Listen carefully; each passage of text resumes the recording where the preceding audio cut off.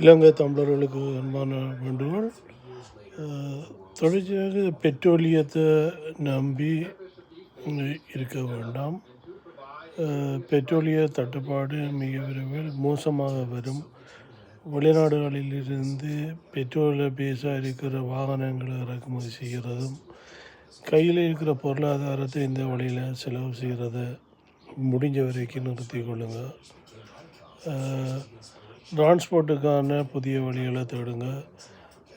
வருங்காலத்தில் மிக விரைவில் மிகப்பெரிய அளவிலான பெட்ரோலிய மற்றும் டிரான்ஸ்போர்ட்டுக்கான அதை தொடர்ந்து உணவுப் பொருட்களுக்கான தட்டுப்பாடுகள் ஏற்படலாம். தயவுசெய்து உணவு தேவைகளுக்கான தன்னிறைவு அடைகிறதுக்கான முயற்சியோடு செய்யுங்க. டிரான்ஸ்போர்ட்டுக்கோ மற்ற எலக்ட்ரிசிட்டி இதுகளுக்காக பெட்ரோலியத்தையோ இல்லை எரிபொருட்களையோ நம்பி இருக்காதீர்கள். ஏனென்றால் உங்களுக்கு நீண்ட காலமான அனுபவம் இருக்கின்றது. உலக வளங்கள் மாறிக்கொண்டிருக்கின்றது. பல நாடுகளில் இருட்டுக்களில் போய் கொண்டிருக்கு. இப்போ இந்திய கியூபாவை பார்த்தீங்கன்னு சொன்னால் இரண்டு தேசமாக மாறிக்கொண்டிருக்கின்றது. பெட்ரோலியம் இல்லை, ஸ்கூல்கள் மூடப்பட்டு பிரெட்டுக்காக வேண்டி 3-4 மணி நேரம் அதுக்கு லைனில் நின்று பிரெட் வாங்கிட்டுருக்காங்க.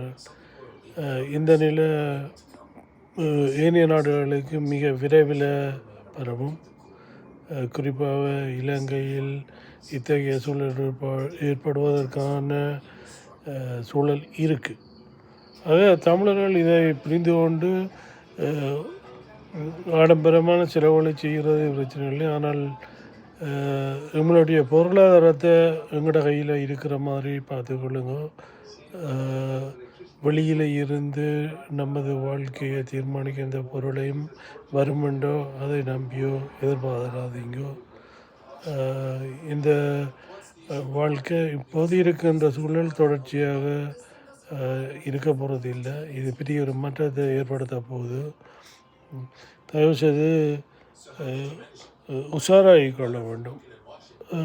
உணவுப் பொருட்களுக்கும் டிரான்ஸ்போர்ட்டுக்குமான மற்றும் மின்சாரத்துக்குமான மாற்று வழிகளை மட்டும் உங்களுடைய எதிர்கால செலவுகளாக வைத்துக்கொள்ளுங்கள். இல்லையென்றா மிகப்பெரிய பின்னடைவை சந்திக்க நேரிடலாம். ஏனென்றால் உலகம் பல்வேறு இடங்களில் இந்த நிலையை நோக்கி நகர்ந்துகொண்டிருக்கிறதால நமக்கான கை கொடுக்கின்றதுக்கான கரங்கள் வரப்போவதில்லை.